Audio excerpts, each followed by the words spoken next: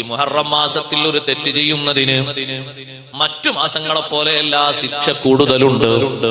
ഈ മുഹറം മാസത്തിൽ ഏതെങ്കിലും ഒരു പുതിയ കാര്യങ്ങൾ തുടങ്ങിയിട്ട് ജീവിതം നന്നാകട്ടെ എന്ന് ഉദ്ദേശിക്കുന്ന ആളുകൾക്ക് ജീവിതം നന്നാക്കാൻ കഴിയും. ഞാൻ എന്റെ ജീവിതം ഒന്ന് നന്നാക്കട്ടെ, ഒന്ന് മാറട്ടെ, ഒരു പുതുവർഷം അല്ലാഹു എനിക്ക് തന്നല്ലോ എന്ന് കരുതിയിട്ട് നേരത്തെ നിർവഹിക്കാത്ത പതിവില്ലാത്ത പല കാര്യങ്ങളും തുടങ്ങാൻ നമുക്കൊരു ചാൻസാണ്. ഉമ്മമാരെ, പെങ്ങന്മാരെ, സഹോദരന്മാരെ, ജീവിതത്തിൽ മാറ്റങ്ങൾ വരുത്തണം.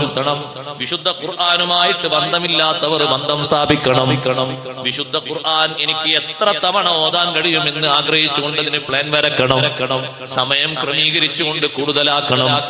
എന്നും ഒരു യാസീനിലും തബാറക്കയും തൂങ്ങി നിൽക്കുന്നവരാകരുത്. എന്നും ഒരു ഇദാവക്കായത്തി മാത്രം കൊണ്ട് മതിയാക്കുന്നവരാകരുത്. ഖുർആനുമായി നിരന്തര ബന്ധം പുലർത്തുന്നവരാകണം.